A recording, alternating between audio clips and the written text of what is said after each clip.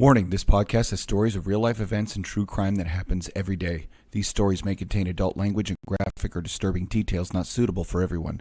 Listener discretion is advised. 132 in Bush, I've got him at gunpoint. Check the left phone for going a full evacuation on this side. They're pulling them out. 1011, advise ready for campus. Gun! I'm Tom. And I'm Chuck. We are both here together. This is some consistency. By now, so this is some weird time travel stuff. Yeah. By now, we will have finalized a discussion on Locker Room. By the time you're hearing this, we will have finalized the discussion on Locker Room. And that episode is being recorded tomorrow. Right, but for you guys, you've already. It's actually going live tomorrow, which for you guys was 3 weeks ago or 4 weeks ago. I'm not sure. Right. So I'll give you what we discussed and decided. Mm-hmm. Should we record two versions just in case we don't go with what I decided? Maybe. Or should I make a bold prediction? This is a prediction into the future. You'll find out on Locker Room Live tonight if this was a fake prediction, and then you'll know in 3 weeks that it was wrong. Yeah. Okay, so we're changing how we release. We've been talking about doing this. We've had some hiccups. Things get in the way. That because of Matt's work schedule and Marco's work schedule and stuff, we can't always do Locker Room Live on the same night. Right. And so people have had it like, oh, I didn't know. I miss you guys. And we've tried doing notifications for people. We're telling them to subscribe. So I figured out a way where we are going to sync up the release of the episodes. We will, if we release a War Stories episode, then we are going to go live that night. And the live stream will then be live on YouTube. You can watch it live. But to listen to it, it won't be available to listen to as a podcast for a couple of days later, right? Like you can go watch it on live, YouTube, whatever. And then all the old episodes we might do something else with where I don't know. We'll talk. We'll know what we decided. But either way, if you're hearing this, it means tonight we have Locker Room Live that we decided 3 weeks ago. Which we decided, Chuck, coincidentally, the night after, or the day, I should say, no, because it releases the same day. So the day that part one of the episode we're about to do part two of comes out is the same day we went live on Locker Room Live and decided that every time we release an episode is when we're going to do Locker Room Live so people can know, oh, if a War Stories episode drops, right, it's Locker Room Live that night. Right. So they can go straight there and get it. Straight there and do all that stuff. So in the future past, we have or will decide to have decided that this is happening or did happen. So confusing. Hey, just make sure to click the freaking notification bell and all that stuff and that funny mumbo jumbo you do on YouTube. That way, anytime a live drops, you're notified on Instagram, Facebook, or YouTube, because we will be dropping on YouTube. So if you if you click the notification bell, you'll be notified. So do that. And here's the thing: the live, if you want to get it uncut, you got to go live, because if we repost it, there's a live one I got to edit now because there's stuff on it where we talked about a song live and then they blocked our video or demonetized it because we talked about the song live, right? Anyway, if you want to hear it raw, right, be there or be square. When we decided that 3 weeks ago, we also was the same week that we released the episode with this man, Chris Brewer, with part one with our guest Chris Brewer. Now, Chuck, Chris was kind enough to come back on. And actually, I'm not sure if Chris has a vacuum going in the background. Nope, it's not me. Is that you, Chuck? No, it's not me. Okay, hold on. I think it's you. I don't know. I hear it, but I don't know what it is. Probably just feedback of some sort. Hear it? I don't. Okay. I just hear Here we go. Yeah, just a hiss. Okay. Yeah, All right. Let's try this again. So the episode that aired today, or when, was part 1 of our episode, which is part 2 today, which is Chris Brewer. So we've got Chris back. And Chuck, you may remember Chris came on to talk about his latest book. And we had so much fun talking about his first book and some of the stories. And we got bunny trailed and sidetracked talking about just some great stories. Yeah, it was old scroll. Yeah, I mean, so that episode, for those of you, you can go back. It came out September 3rd. It was episode 305, and I titled it "I Do Believe in Spooks" because this man has served places where you really didn't want people to know it was you, Chris. Yeah, I did. I still don't really want them to know, but most of them are dead because they got old, so it doesn't really matter that much. Well, welcome back, sir. How are you? I'm good. Thanks for having me. Oh, we're glad you agreed to come back. So I spent so much time talking about, like I said, what went on in the first book that, and that first book, by the way, if you want to if you didn't go back and listen to 305, pause it, go back, listen to 305. You'll understand what we're talking about. Chris wrote a book called Old Scroll Ranger, becoming a ranger in the first 3 years of the 1974 101st Ranger Battalion. And go ahead. 75th Ranger Battalion. Sorry, 70. Man, my eyeballs are not working. Thank you. But here we are. We're talking about the second book. It's been a long day. Did you guys first day of school was yesterday, and I work in the education realm, so it's been a long day staring at computers.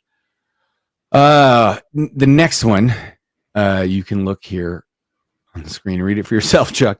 It's In the Shadows Between the Wars. I said it right. You got it. You did. I was complaining about that earlier. I kept wanting to say it wrong, and you can read. This time I can't. This is the one I was having problems with earlier, and I did it fine. And the one I was doing fine, I had problems with. But it's Becoming a Special Forces Operator by Christopher Brewer. And this book is actually the latest one. We had you on here to talk about your latest book, but we talked a lot about your first one that led you to us. So I have the second book. I've only read the first book so far, but from what I gather, the key points or the big two kind of areas that this plays in is what it takes to get to and complete Q school, and what does it take to be successful in SF is kind of like a general theme. Is that fair to say? Yeah, that's correct. Okay. But you do it with stories about your experiences, and this one starts kind of in an interesting spot because my understanding is your book on becoming a member of Special Forces starts with you leaving the Rangers. Yeah. And becoming a bodyguard of all things. 1977. And there's a lot going on in the 70s too. But all of the old guard from the Ranger Battalion left and went out to spread out to the United States Army to bring up the standards, because in 1977, we had a lot of alcohol, drug problems. There was still a lot of morale issues from Vietnam. There were a lot of problems, a lot of issues. And that's one of the things the Ranger Battalion was supposed to do, build leaders to go out, bring the Army back up to where we needed to be. And the old guard was leaving. We had a lot of new people came in, and we didn't have a selection assessment program at that time. The Ranger Battalion was selection assessment, and you got it or you didn't last. We went through 6,000 people in our first 3 years to make 3,000 people in our first 3 years to build a 600-man battalion. The rest were either broken or just quit, couldn't hang. And we started to get leadership come in that weren't up to the same standard. So I kind of got dispirited. I got out of the Army, said, I'm going to try to be a civilian, and my dad lived in California, got a job working for a burglar alarm company in Sausalito. Okay. He wanted a interesting guy. Spoke with kind of a New Jersey accent, and the name was I can't say his name, but he had a very English name, but loved Italian food and new recipes and all of that, and really didn't want to talk about back in Jersey. You know, that's just we won't talk about that stuff. Right. Can I guess his name? You could guess, you might even be right. But at any rate, Joffrey. No, not exactly. Well, that might have been his real name. Maybe. But opened up a bodyguard service working in the Tenderloin area down in San Francisco. Oh, yeah, nothing going on there. No licenses, no guarantees, no overhead. And after about a year of that, and there's a good story on that in the book, I decided I'm going back in the Army. At least they give me better guns. No shit. I mean, yeah. And you probably need them less than you do in some of those areas with those people. Yeah, that's true. And you'll find a story about that in the book, but that kind of sets the stage. I was convinced I want to be in the Army. Yeah. The Bay Area in the mid 70s, nothing to see, folks. Like, that's probably wild. They're only like batting cleanup from the Summer of Love and Haight Ashbury and Manson and what was the concert?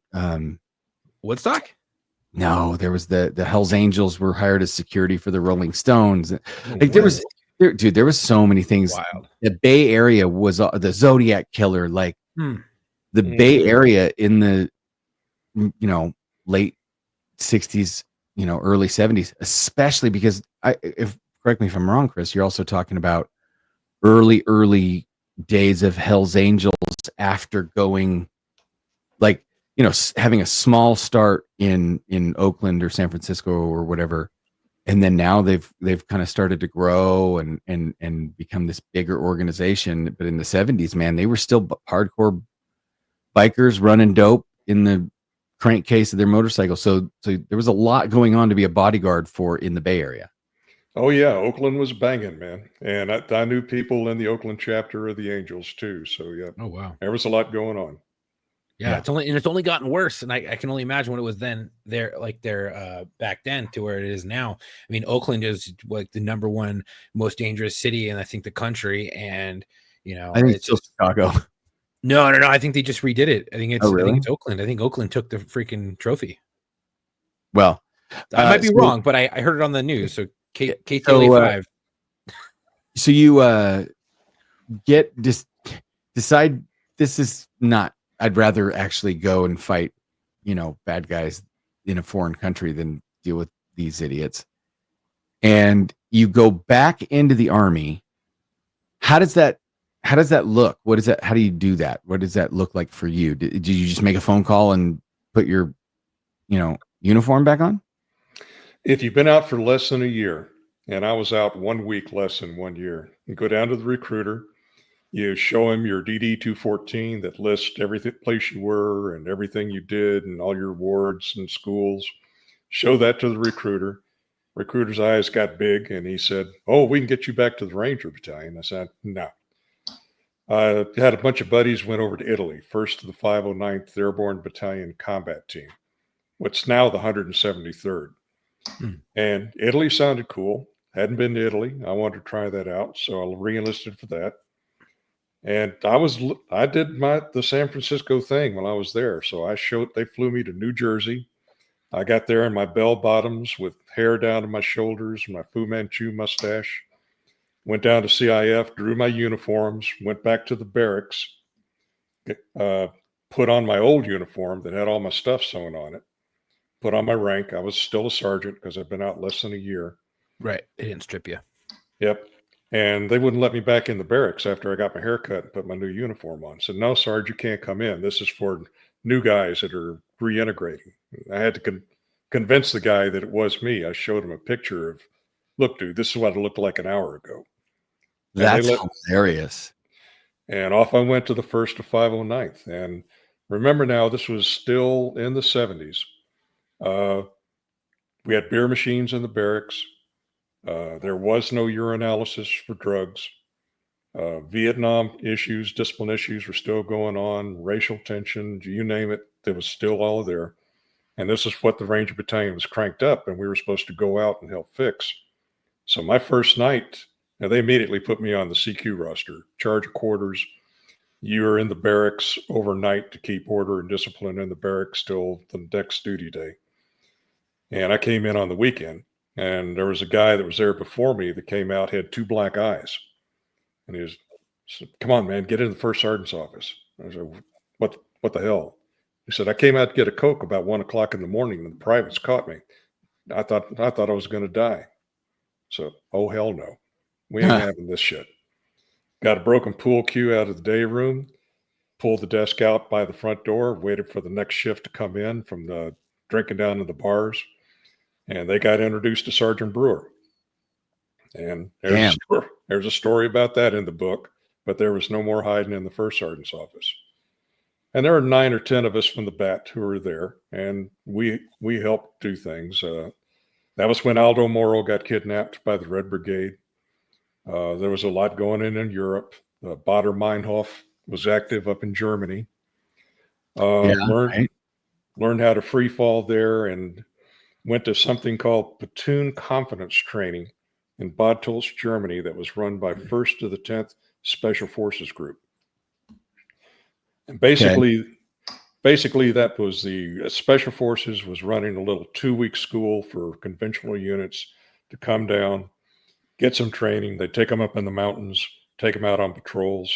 And it got too much for the SF guys to do, so they hired guys who were Ranger qualified, especially coming out of the BAT, to handle that for them. But we also got to participate in some of the Special Forces training. And that really got me started on Special Forces. Wow. I mean, that's a hell of a way to get in. It's almost more of a gang initiation, right? Yeah, sort of, kind of. Did we lose you?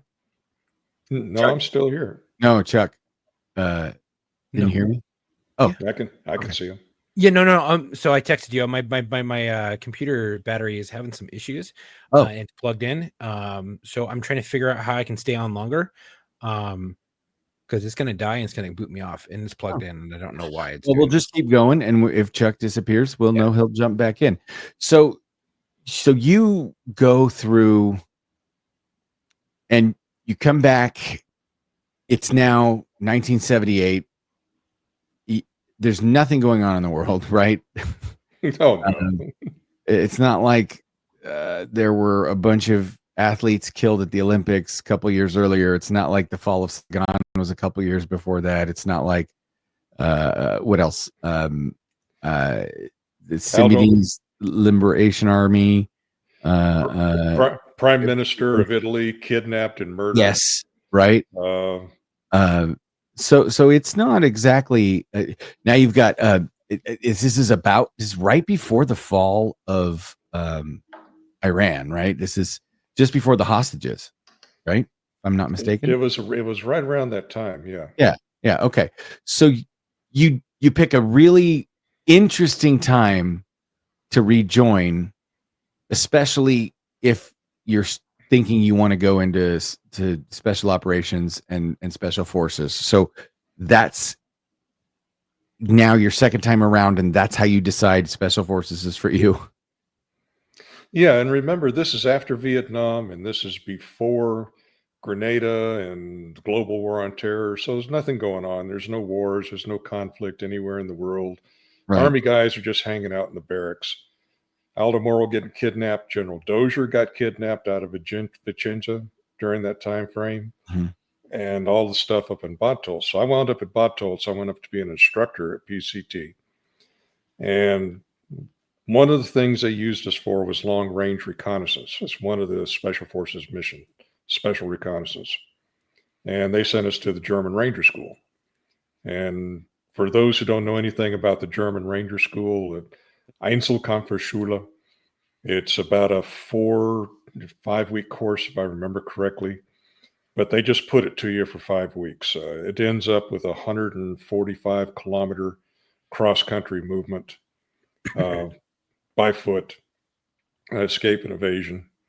And you just go through repeated drills with land navigation where you've got to run at a slow trot if you're ever going to make the time standard, and you can't miss a point. You got to get there, and there's people chasing you.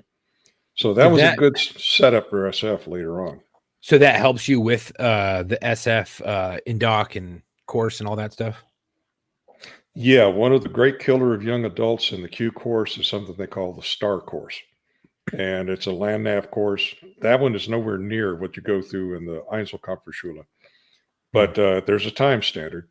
It starts when the sun goes down and it ends when the sun comes up. And you're going to have to cover between 15 and 20 kilometers during that period of darkness and hit all your points. And it's really rough terrain. So that helped a lot. Nice. I mean, I would hope so. Because otherwise, what are you doing it for? Yeah, and there's some more things that happened between there and the Q course. I came back to the States. I was a Ranger instructor, went to OCS because it was either 5 years as a drill sergeant or go to OCS, became an officer. You become an officer, you got to have a degree. So I had to go to degree completion. But after all of this, I got to where now I can go to SF to the qualification course at the age of 34. So now how long did all that take from your decision and said, hey, excuse me, you joined back up. You're saying that's where I want to go. I want to go to Q course. How do I get there? You go to your college counselor in the Army, right? You get a hall pass, go to your college counselor and say, this is where I'd like to go. And your mentor, your rabbi, whoever it is in the Army, the regs, you read it all. How long between that decision and you actually getting to go at 34 years old? About 3 or 4 years, because I had to go through a 1.5-year degree completion. I had to go through OCS. I had to have a utilization tour as a lieutenant in the 82nd. I was a platoon leader up there. And then finally, I wind up at the Q course. And the first thing greeting me, they got all the officers together.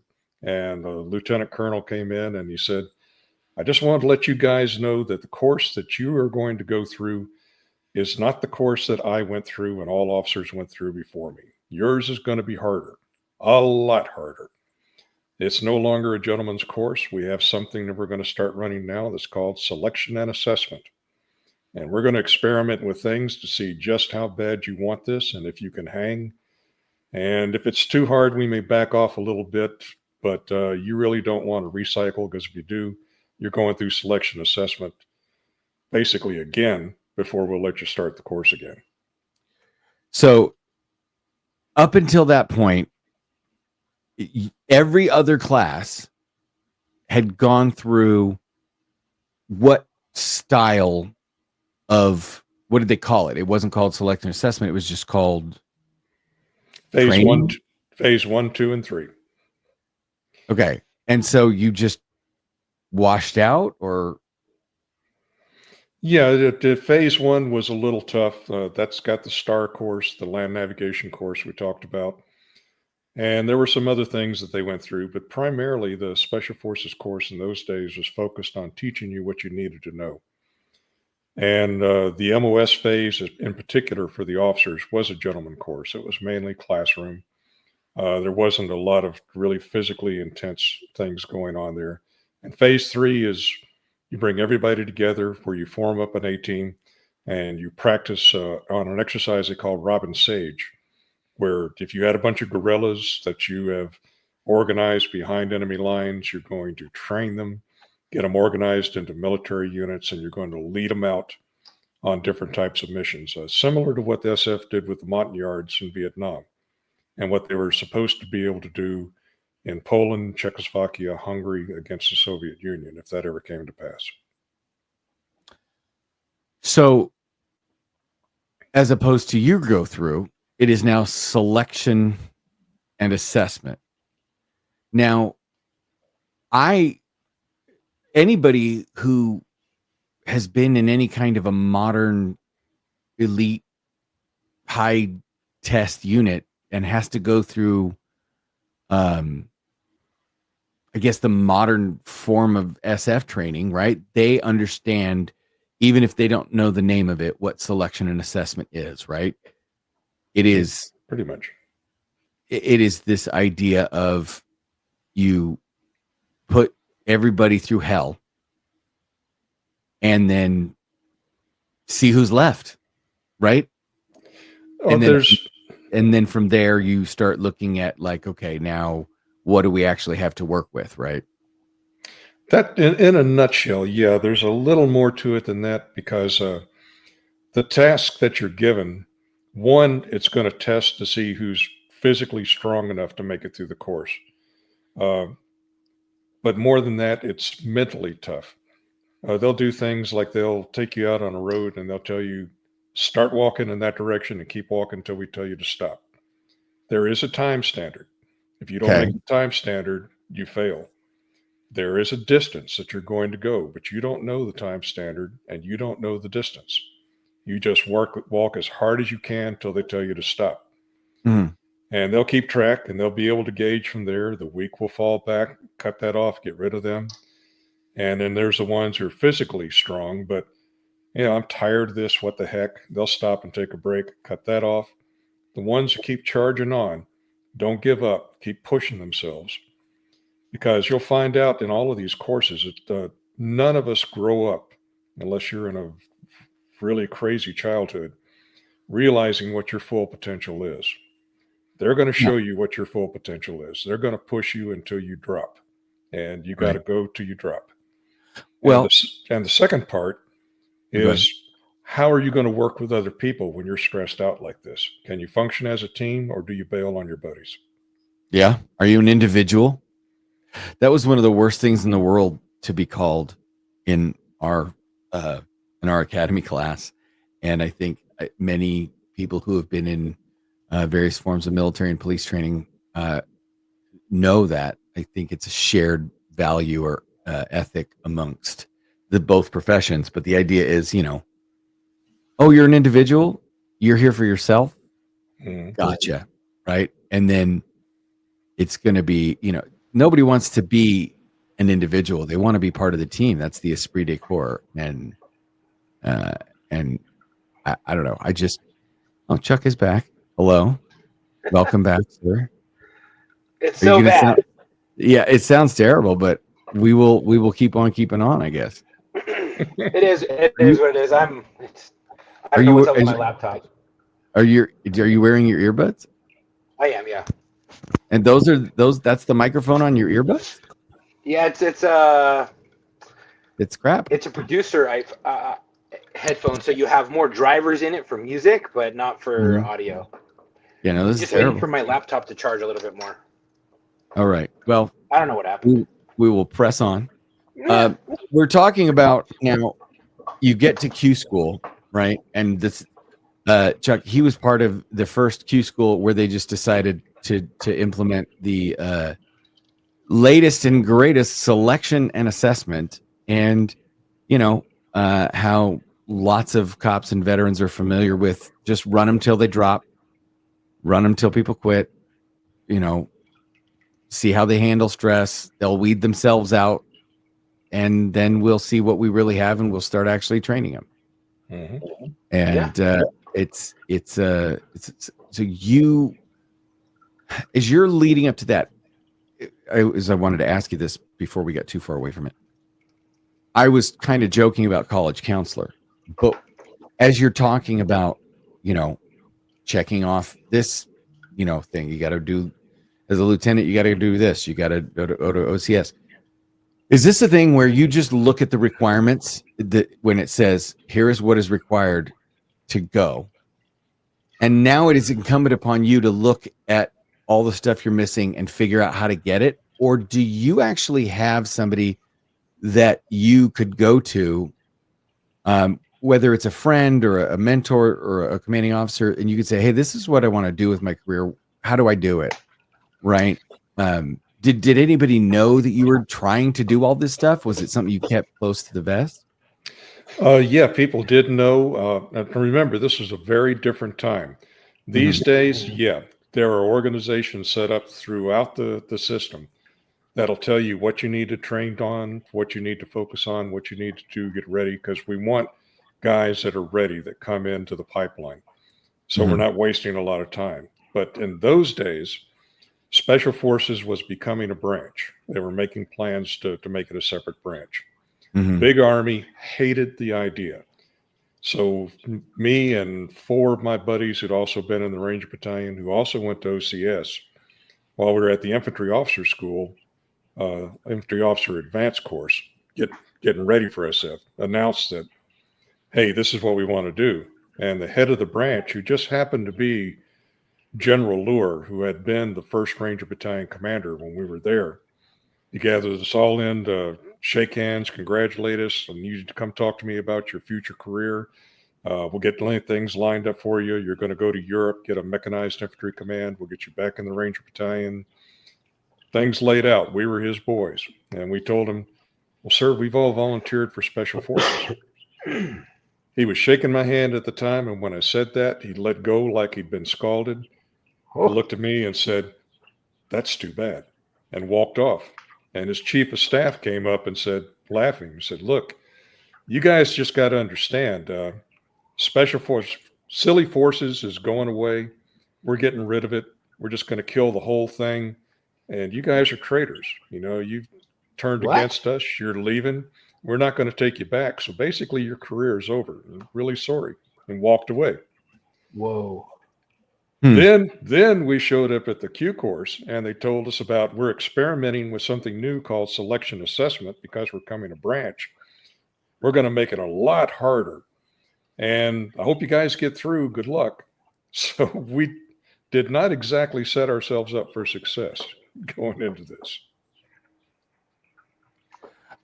Well, I mean, I'm genuinely shocked because I didn't know they were ever considering separating Special Forces from the actual Army itself. That would have been that would have changed so much. Yeah, well, I mean, the Brits did it. The Brits tried to do it with SAS. They hated SAS. And when SAS became a thing, they thought it was a big joke. And then it became the Special Air Service, and then which is their Special Forces over there. And then they became some Special Air nasty Service pipe hitters, you know. But they went through a lot of turmoil and tribulations, you know, just to try to set that up. So I assume it's probably a lot of the similar stuff that was going on, where they just thought it was stupid, or, you know, I don't know, people maybe they were thought about getting promoted through it, and, you know, trying to kill it because maybe it was upstaging them or whatever. I don't know what it is, but that would have changed the course of history if we didn't have Special Forces. At the time, the prevailing thought in the conventional side is, this is BS. We don't need it. We're just going to get rid of it completely. There will be no more Special Forces. It's unnecessary. Congress had a different idea, and that's what led to Special Forces almost became a separate service, like Army, Navy, Marine Corps, Air Force, Special Forces. But no way! Wow. That's what I'm saying. I never even heard of that. At the last moment, they decided that's a little bit too much. So instead, we're going to make Special Operations Command, U.S. SOCOM, which would be a joint command and would have its own budget independent from the Army, the Air Force, the Marine Corps, all of them. So it almost was like a separate service. Right. But we would still wear our own uniforms. So like Space Forces with Air Force. No, I'm not sure where they're at on that one. They're getting their own uniforms. They're getting their own budget. You would not have gotten that if it had separated. If it had separated, yeah, we'd have been right. That's what I mean. Separated. So it's almost like what happened when the Air Force got stood up out of the U.S. Air Corps, Army Air Corps. It would have been more like that. What's happening now with Space Force getting stood up out of the U.S. Air Force? This would have been the U.S. Special Operations Command, or whatever they would have called it, getting stood up as a separate branch from the U.S. Army. So it's a little weird because Army Rangers, U.S. Special Forces are still in the Army, but they fall under U.S. SOCOM. And there's a couple of intermediate headquarters between. You have Air Force Special Operations. It's got the MH series helicopters. the aircraft, the M series aircraft. Spectre falls underneath that. Marines have got their own. They couldn't be left out. They got their own Spec Ops Raiders now. Navy SEALs fall under that. Yep. Yeah. So now you've kind of covered, I think, what it takes to get to Q school. What does it take to finish it and be successful? Because now we're talking about you get out. You said you were 34 when you went in, 35 when you came out, and you subsequently. What's that? That's a really long school. It's at least a year. For some of the MOSs, it's longer than that. Right. And so this book covers what it took you to get through that. But then now at 34 years old, you do, again, as we talked about before, some pretty crazy fun stuff in some pretty crazy countries where you really don't want people to know who you are. And this is when you go to Colombia, right? Like this is, so for those of you who don't know or didn't listen to the episode, Chris has done some crazy stuff in some crazy places around this crazy world. And you went there so you get out of Q course, right? And then how long is it before you go to Colombia? Just a matter of a couple of months. We'd gone down to I went to 7th Special Forces Group. Language school was part of it, so I had to learn some Spanish. Mm-hmm. And we'd just gone down to Costa Rica to do a site survey, to set up a training site to work with the Costa Rican National Police. Got back, was having a beer, looking at the TV, and it wasn't real time. This had happened like a day or two ago, but I saw Galan, who was a presidential candidate for Colombia, getting whacked on TV by Escobar's sicarios. Just machine gunned him right off the stage. And I was looking at that and I'm going, man, somebody's going to get a phone call. And I swear to God, the phone rang. And we had a call that was from the group. Somebody's going to get a phone call. Ring, ring. You did that to yourself, my good man. Yep. Well, not just me. All the team leaders who were 7th group had 3 battalions. 2 were at Fort Bragg. 1 was in Panama.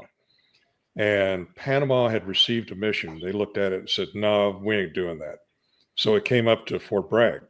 They called all the team leaders who were in Fort Bragg at the time into group headquarters to get a brief. And basically, President Bush the first had stood up and said, we're going to support Colombia in their fight against the drug war, the good drug cartels. We're going to give them whatever they need, but we're not going to send combat troops. We will not put people on the ground. Right. One of the things they asked for was we need combat medics. We don't have any medics with our military. And the guys don't want to go out in the jungle to look for these drug cartels because if they get wounded, they die. There's no medical treatment. So with the mission, well, you also have to remember that in Bogota at that time, the cartels were carrying out hits, mainly in the south part of the city. They were blowing things up. They were shooting people. They were shooting cops. The military was kind of cooperating with the cartels, but not really. The cops were kind of not really, because killing Galan had put everything in a different category. So the cartels were trying to push them really hard that you need to back off. And going into Bogota at that time was like going into Beirut in the same period. So you couldn't put in regular doctors and medics because we had something called Security Assistance Training Management Office that would do stuff like that. So they came to Special Forces, but it would have required 6 medics, and you have 2 medics on an A team. That would have pulled the medics off 3 A teams and made them non-mission capable. So 3rd Battalion said, no, we ain't touching that. So it came to us, and I held my hand up because I'd been a 91B medic myself as a private in the 20th SF National Guard when I was going to college. I wasn't SF qualified, but I went to the medical course. And I said, I have 2 18 Delta medics on my team right now. That's 3. My 18 Fox Intel Sergeant used to be a Delta. That's 4. The commo guy, we'll have him do basic first aid classes. That's 5. And my team sergeant will set up the instructor course to teach them how to be instructors. We got a 6-man team. We all tested out 2+ on Spanish. We can handle it, and we got the job. Improvise, adapt, and overcome. There you go. But we were combat troops. Special Forces is a combat MOS. So they transferred us from Special Forces to SATMO, Security Assistance Training. It's a logistics unit. So we were transferred on orders to that. And then under orders from SATMO, we flew into Bogota, commercial air, civilian clothes, no guns, and got to the embassy. And the RSO said, guys, you're going to be working in the south side of Bogota where all the fighting's going on. Here's a 9mm Beretta and a box of 50 rounds of ammunition. We'll drive you down there once, but we ain't coming back down there again until 6 months from now when you're ready to come out. Let us know if you're still alive about once a week. And that was all the supervision we had. Go figure it out. Right. And that's why the school takes a year. Oh man. Okay, so now this book covers a lot. And I want to make sure we talk about your favorite points as we start to run out of time again, because this is so easy to do, talking to you about this fun stuff. You're there, you end up in Panama, then you end up in Okinawa, then you end up in the Philippines, where we never sent anybody and you weren't there, right? And then you end up hiding out as dressed as hippies in Korea. Yeah, right? Sort of, kind of. And then ultimately, after years and years and years in this kind of, Special Forces clandestine service, this book culminates with you basically kind of retiring from the military and takes you into where you're at now. And, it opens up to the period of time between the Army and where you are now, which there's a lot of stuff in there too. So how do you get, I guess, give us the high points, or what are your favorite moments as you look back between, dealing with that stuff in Colombia initially when you're right out of the Q course, and then you get all this other stuff going on that really, like, nobody else is going anywhere. You're the only one going anywhere. Yeah, and it's we weren't the only ones by any means. There was but you get what I mean, right? Like, yeah, it wasn't just your team, but the Army we weren't at war with anybody, right? We didn't, like, Grenada was the biggest thing we had at one point. Well, Panama Just Cause happened while we were in Colombia. We had got a call from the embassy that there was you ever read Clear and Present Danger by Tom Clancy? Oh yeah. Love it. Where there was this American military unit in the valley between Bogota and Medellin that were getting on the drug planes that were taken off. Right. And so for those of you that don't know, in Clear and Present Danger, there's an off-the-books operation of U.S. Special Forces blowing up drug cartel shipments, and they're not wearing any patches, and there's no serial numbers on any weapons, and they don't exist. And when they try to get support to pull them out because things go sideways, their own government sells them out and they get killed. That's the gist of the book. But even then, Big Army didn't like, even in the book, there was no Special Forces there. That was 10th Mountain, all Hispanic guys that spoke Spanish. And that was part of their plausible deniability. Right. We got the phone.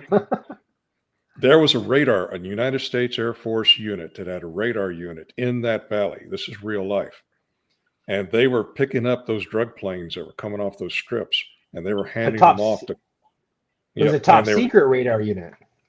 Top secret special compartmented information code word. It took 8 months to get this released for publication, and only because it's been 40 years ago. Right. But they were handing them off not only to the Colombian Air Force, but to the U.S. Navy that was offshore. And Escobar knew about it, and he was pissed. And he said, if you don't shut it off, I'm going to come in and I'm going to kill all the gringos. We got a call to, can you guys go out there and help? And I only had 6 guys. We had Beretta pistols. But we went out there. We got some guns. We did some things. Escobar decided that he really didn't want to come in there anyway, and he backed off. That's in the book. That's a good story. We came out of there. Yeah, I remember we talked about that one a little bit. Yeah. But we came out of there. We're home for 2 weeks. They wouldn't let us go to Just Cause in Panama because we were on a mission. But as soon as we came back 2 weeks later, they sent us to Panama after Just Cause was over. And we were on another super secret classified mission, civilian clothes.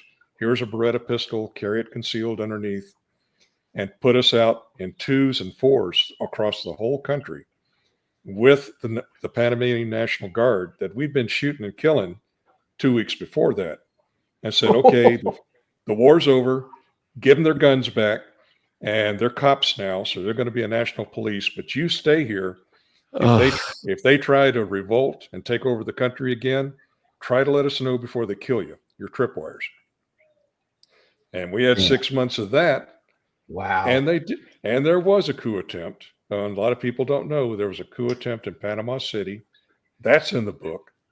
And we had 2 guys in the building when 120 of them came into the building to try and take it.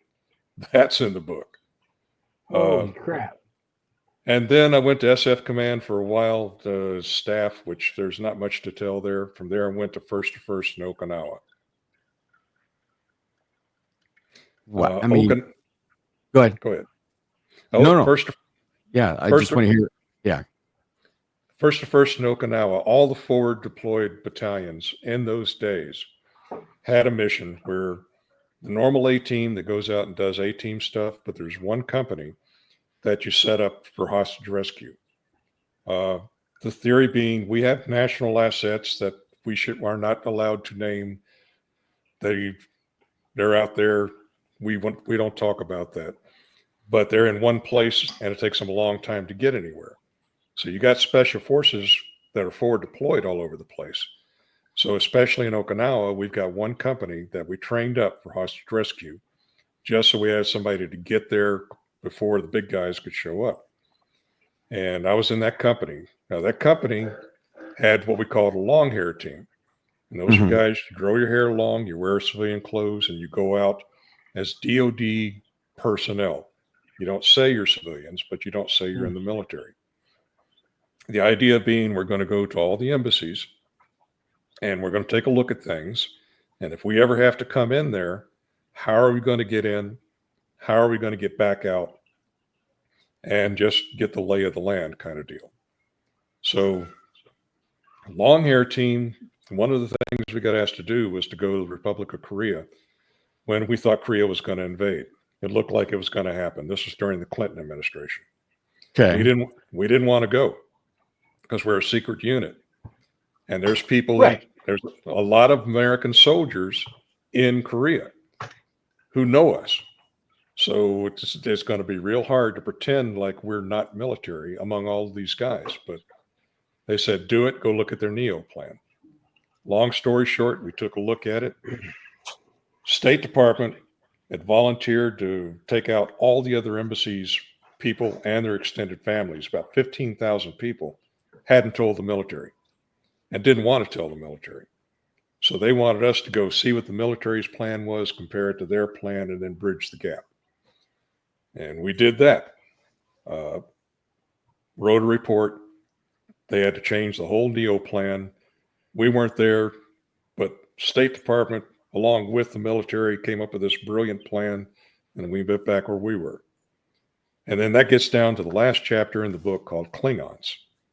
And that's the boys in the black body armor that if all things go to shit, it's SWAT. Think about a SWAT team. Right. And breaching team and room clearing and fast roping and all that good stuff. Philippines had, in that time, was a New People's Army terrorist unit down there, communist-inspired terrorist unit. They took over the naval headquarters and took a bunch of admirals and generals hostage. And they had to go in and rescue. And their general in charge at the time said, well, they started out the rescue effort by prepping the target with naval gunfire, which got them in, but unfortunately, it also killed all the admirals. So they knew about Charlie Company, and they wanted us to come down and show them a better way to do room clearing. Now, this was right about the time that the Philippines under Aquino had said, we don't want the U.S. military, all U.S. military out. There will be no more U.S. military in here. Oh, yeah, I remember that. So we went in secretly, and we went out to Fort Magsaysay, and we didn't have the equipment. They didn't have the equipment. They didn't have shoot houses. They didn't have anything. So we had to pull it out of our rear end. How are we going to do this? How are we going to put it together? We only had about 4 weeks to get them through to where they could do a demonstration for their president. Got there. They're sharp guys. They listened. They trained well. And we got everything set up. And that's how the Philippines SOCOM came to be. And then when you look at the cover of the book, the very last thing that I got to do with them, when Hong Kong was being handed back over to the People's Republic of China, we were the last unit to went in to train with the Hong Kong police. Okay. And on the cover of the book, that is the last American unit to train in Hong Kong doing fast ropes onto the deck of a cargo ship out of a Hong Kong police helicopter. And that's where the photo comes from. That's where the photo came from. I was standing on the bridge. I think so. I remember correctly. We showed. I'll bring it back up. This is the cover. We did share the cover, and we talked a little bit about it. That's it. And we talked about that you were going to tell us about this photo, and so that's this photo. That's ODA 133 in the harbor of Hong Kong, on about the last week before it was handed back over to the People's Republic of China. And the PRC was in the city at that time. They were out and about while we were out and about because we had to go to Fangling, which is actually outside of Hong Kong, about hours train ride away. Ah. Wow, that is so the book is, again, I will endeavor to say it correctly, In the Shadows Between the Wars by Christopher Brewer. Chris, where can people get it? Obviously, there's an audio book, and you said there's some. Is it new editions coming out? Tell us where they can find it. I'm having I'm having Amazon issues, really. For some reason, Amazon pulled the soft cover book. We're still trying to get them to put it back up. The hardcover is on Amazon. The audio book is on Amazon. Got it. You really want to find it on Amazon. Yeah, you really want to get either the hard or the soft copy because that's got photos throughout it, and there's some pretty good photos. Very cool. Nice. Well, so go ahead, Chuck. I was gonna say I watched the show The Unit while I was in the Marine Corps, and everyone's like, "You got to watch this shit; it's so cool." And it was about Delta Force and all that stuff in the Army. And you said something along the lines, where you had to go in and as DoD operators because you can't go as special forces. So I assume it's kind of something similar to like how the that show portrayed a lot of those Delta operators. Where they had covers and no one really knew who they really were, who they really worked with. Was that like that a lot in the Army, where no one really knew what you did unless they're the people in that specific unit, because you had to go to do all these different things, quote unquote, undercover? Cover is, a lot of people don't understand. Cover is pretty complicated because cover means that you have a different name. You have a different story of who you are, where you came from, what you do for a living. And when you have all of those things, there's a lot that you've got to remember, and there's a lot that can be checked on. So you have to backstop it.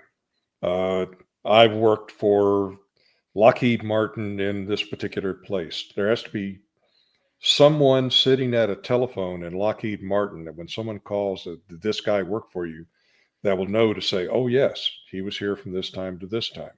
So it takes a pretty extensive backup. Now, the agency and people like that do that. The guys at the national units will probably do something like that. But again, you've got to have a lot of infrastructure. For us, we'd go out and the basic thing was we called it an unclassified legend. And basically it's I'm going to look like something other than what I am. Mhm. And I'm going to say that I'm from DOD, which I am. I'm not going to say I'm from that part of DOD called Special Forces. And Right. since I've got long hair and I'm from DOD, you're going to assume that I'm a civilian and I'm not going to tell you you're wrong. And so there's less to so it really comes down to keep your friggin' mouth shut. Okay. Do your job and get in, get out, and do what you got to do. Well, there you go. That makes sense. And I had a friend who used to talk about his time in recon as yeah, if people even knew we were there, we had messed up, right? At some point the object is to blend in as much as humanly possible and never be found out. When we were in Bogota, we had to come out of the compound to get up to the embassy just to get cash checks, get mail, that. So we do that pretty frequently. Yeah. And there's a lot in there about how you do that. How do you move around in a foreign country like that where there's people? We had a $25,000 bounty on our head, dead, 50,000 alive. If anybody could catch one of us and turn us over to the cartels. So you got to think about who you are and what you're doing when you're moving down the street. And I had somebody stop me one time and look at me. And in Bogota, you got a lot of tall, blonde hair, blue eyed people running around. It's a big city. But looked at me and says, "Where are you from? I know you're not Colombian because your Spanish isn't that good. Are you Canadian? Are you German?" And so, ja, ich bin in Deutschland. Sprechen Sie Deutsch? Ein bisschen. I said, "Oh, okay. Well, do you speak English also?" "Well, I speak a little. Well, we can speak Spanish or English or whichever you wish." And I didn't say that I'm an American. That's not a good place to be an American. Right. So give them something to lead them to believe that what they think they see is true. Think on your feet. Think on your feet and keep moving. Think outside the box. One thing we found out in Bogota was that there's only so many people out at night. There's victims, there's cops, there's army, there's cartel, and there's crooks. And the crooks, you had a couple of varieties. You had ratero, that's a sneak thief, and you had ladrón. And the ladrón's your basic mugger. And the muggers are the guys that got the black leather jackets, the blue jeans, they're kind of standing back in the shadows. They're kind of checking things out. Who's on my block? Who are you? Where the fuck are you from? You realize this is my block here? Mm. So we were ladrones. We got black leather jackets because nobody fucks with the ladrón. And that's how we could move around through the city. Cops weren't getting out of the car, not down there. They were getting shot left and right.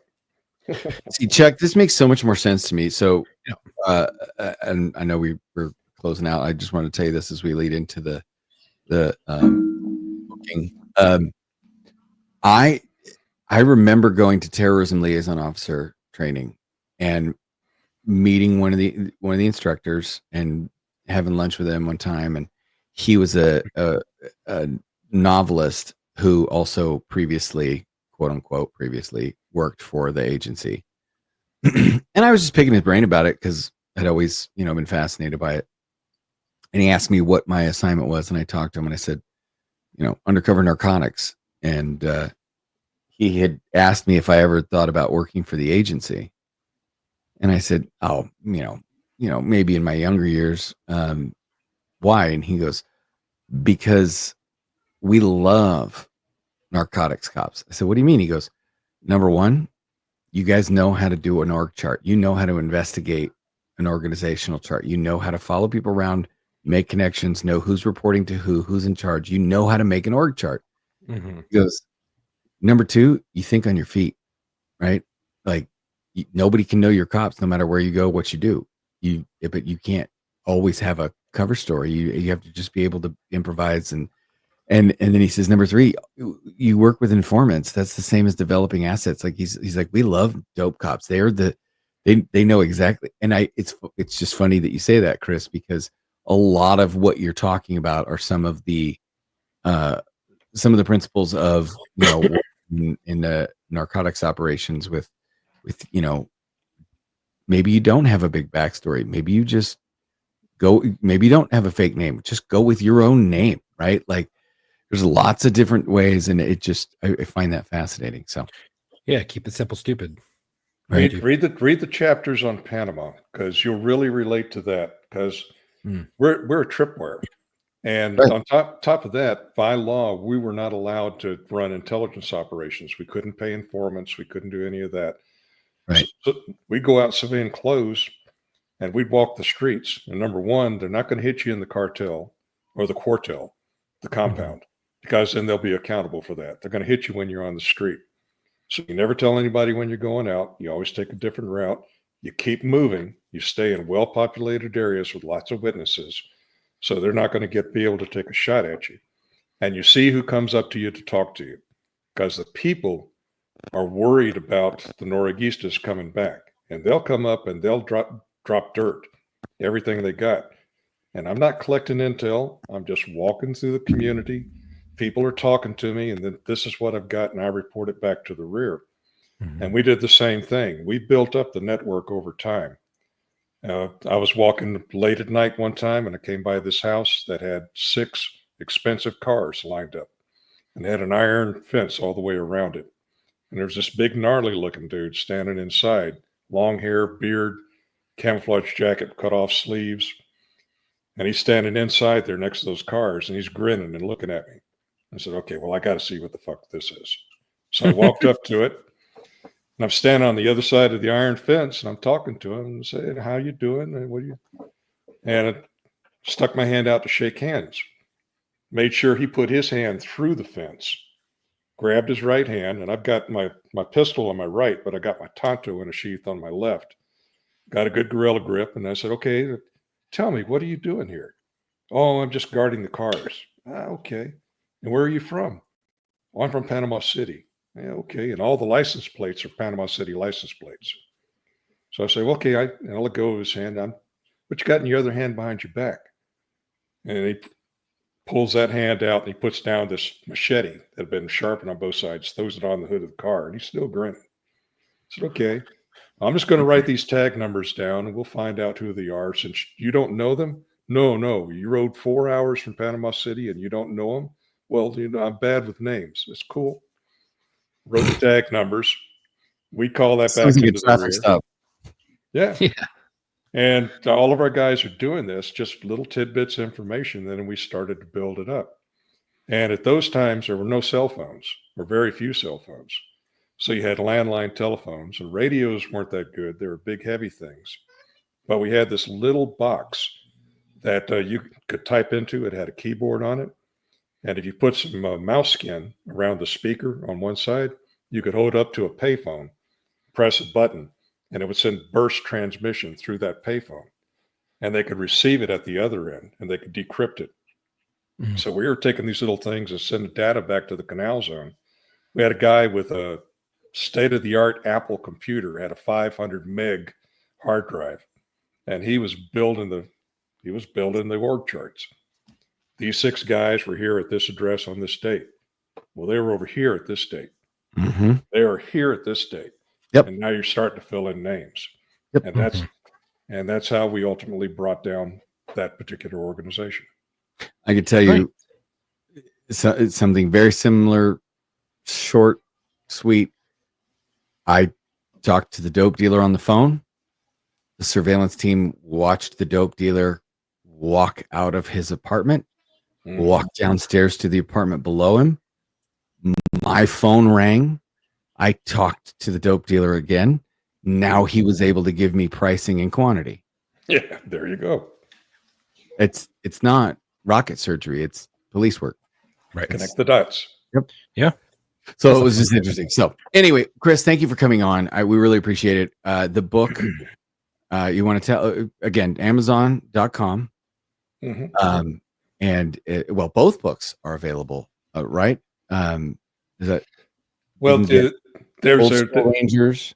There's an audio book on Old Scroll because I let that contract go. I'm going to open it up again with a new guy, or I'm going to put it out myself. I got some stuff I got to do to get back on the street. All right, and then the other is In the Shadows Between the Wars. That is available in hardback and on Amazon, or try softback. He's working on it. Apparently, Amazon's being a pain in the butt.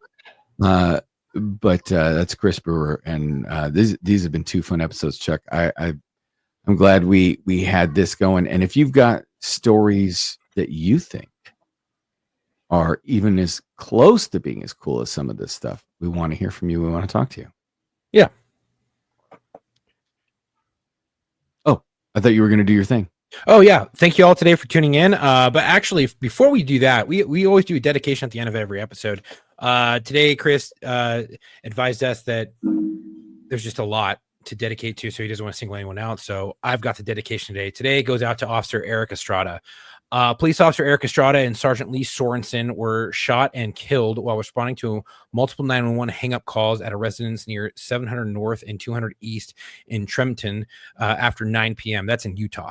One of the officers was talking to the resident in the home about a domestic dispute. A man exited the house with a gun, opened fire, and mortally wounded the officer.